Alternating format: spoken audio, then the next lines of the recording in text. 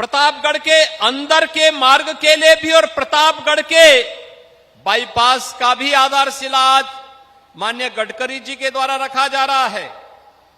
भाइयों बहनों, मैंने इसीलिए कहा, गडकरी जी भारत सरकार के एक ऐसे मंत्री हैं जिनके मुंह पर ना शब्द नहीं है और इंफ्रास्ट्रक्चर के लिए आदरणीय प्रधानमंत्री जी के नेतृत्व में उन्होंने पिछले 9 वर्ष के अंदर देश के अंदर जो कुछ करके दिखाया है।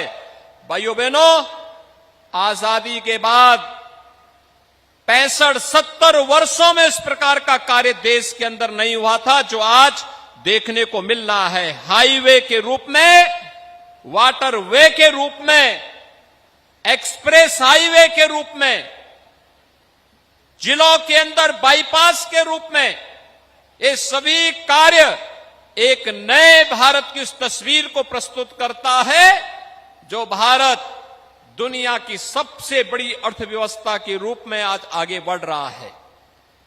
भाइयों बहनों, प्रतापगढ़ विकास की एक नई ऊंचाइयों को छूता हुआ दिखाई दे रहा है। और जैसे कि आप लोग जानते ही हैं, आज प्रतापगढ़, कोई सोचता था कि प्रतापगढ़ में भी कोई मेडिकल कॉलेज होगा, लेकिन आज प्रतापगढ़ में एक मेडिकल कॉलेज, प्रतापगढ़ के पास अपना मेडिकल कॉलेज, प्रतापगढ़ के पास आज वे सभी प्रकार की सुविधाएं हैं जो एक सामान्य जनपद के अंदर उन्हें, उन नागरिकों के लिए आवश्यक है। मैं जब यहां पर देखता हूं कि सर्वाधिक आवास उपलब्ध करवाने का कार्य हमारी सरकार के ही मंत्री, पहले डॉक्टर महेंद्र सिंह ने और बाद में मोती सिंह जी ने हर जरूरतमंद को पीएम आवास उपलब्ध करवाने का कार्य किया। आज आदरणीय प्रधानमंत्री जी के अनुकंपा से उत्तर प्रदेश के अंदर ग्रामीण और शहरी क्षेत्र में हम जब बात करते हैं तो भाइयों बहनों, 54 लाख गरीबों को एक एक आवास उपलब्ध करवाने का कार्य हुआ है। 54 लाख गरीबों को, यानी कोई कह ही नहीं सकता है पिछले 9 वर्ष में जो कार्य देश के अंदर हुए हैं वह एक नया भारत है। इंफ्रास्ट्रक्चर के लिए, गरीब कल्याण के लिए, देश की सुरक्षा के लिए, वैश्विक मंच पर भारत को प्रतिष्ठा दिलाने के लिए जो कार्य हुए हैं, वे कार्य आज पूरा देश, पूरी दुनिया आज उसे महसूस कर रही है। मैं कल वाराणसी में था, रात्रि में G20 से जुड़े हुए एक महत्वपूर्ण समिट में मुझे वहां शामिल होने का अवसर प्राप्त हुआ। दुनिया के 20 बड़े देशों के साथ ही अन्य सहयोगी देशों के 28 देशों के 200 से अधिक प्रतिनिधि मंत्रीगण वहां आए हैं और वह अभिभूत थे जब वाराणसी एयरपोर्ट से वाराणसी के बीच 4 लेन की सड़क देखी उन लोगों ने।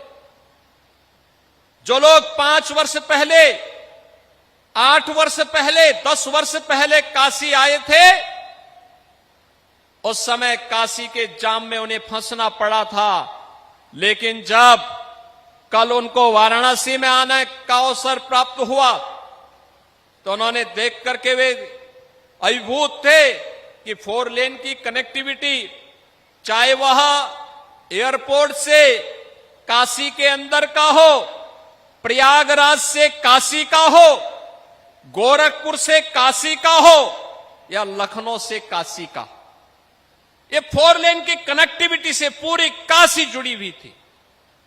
गंगा की अविरल और निर्मल धारा को देख करके भी अभिभूत थे। रात्रि में उन्होंने गंगा आरती के दृश्य के साथ जुड़े थे और गंगा आरती के दृश्य के साथ जुड़ करके अविरल गंगा, निर्मल गंगा के संकल्प के साथ नमामि गंगे परियोजना की सफलता की नई कहानी के साथ भी हमारी विदेशी मेहमान जुड़े थे।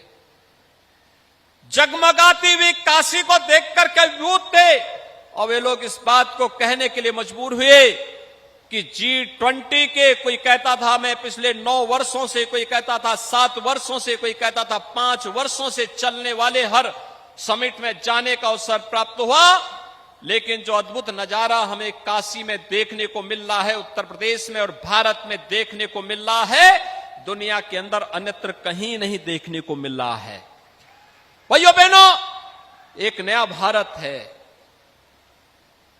यहां पर आज जिस तेजी के साथ भारत आगे बढ़ा है, प्रधानमंत्री मोदी जी के नेतृत्व में ये नया भारत आज दुनिया को अपनी ओर आकर्षित करने के लिए, दुनिया भारत की तरफ आकर्षित होने के लिए मजबूर है। आज वो इस बात को देख रही, भारत की प्रगति से, भारत के अंदर चल रही गरीब कल्याणकारी योजनाओं से, देश के अंदर हो रहे परिवर्तन से और भारत के प्रत्येक नागरिक के मन में विकास के प्रति जो जज्बा है, इसको देख करके आज जो अभिभूत है। और उसी अभिभूत के अवसर पर आज हम सब उपस्थित हुए हैं प्रयागराज प्रतापगढ़ जनपद में, जब माननीय गडकरी जी इन सभी परियोजनाओं का आधारशिला रखने के लिए यहां पर पधारे हैं। भीषण गर्मी और भीषण गर्मी के बीच भी जनता जनार्दन की सुध लेने, विकास के कार्यों को आगे बढ़ाने का जज्बा आज माननीय गडकरी जी को प्रतापगढ़ की धरती पर लाने के लिए, आने के लिए, उन्हें आमंत्रित करने में अत्यंत प्रसन्नता और आनंद की अनुभूति कर रहा है। मैं इस अवसर पर माननीय गडकरी जी का आप सब की ओर से हृदय से स्वागत करता हूं, अभिनंदन करता हूं।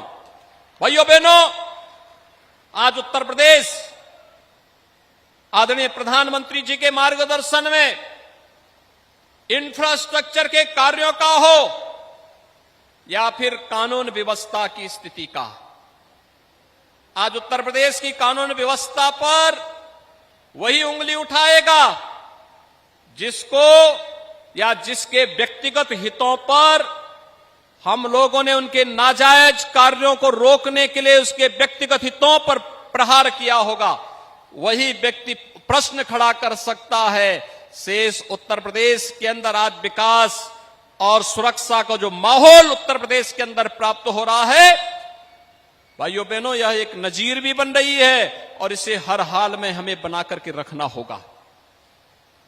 इसी का परिणाम यहां निवेश करने के लिए लोग आ रहे हैं। अभी हमने फरवरी में ग्लोबल इन्वेस्टर समिट किया था और ग्लोबल इन्वेस्टर समिट के समय प्रदेश में 35 लाख करोड़ रुपए के प्रस्ताव प्राप्त होते हैं। अगर सुरक्षा नहीं होती तो क्या ये 35 लाख करोड़ रुपए का निवेश प्रस्ताव हमें मिल पाता? 1 करोड़ नौजवानों को हम नौकरी देंगे इनके माध्यम से।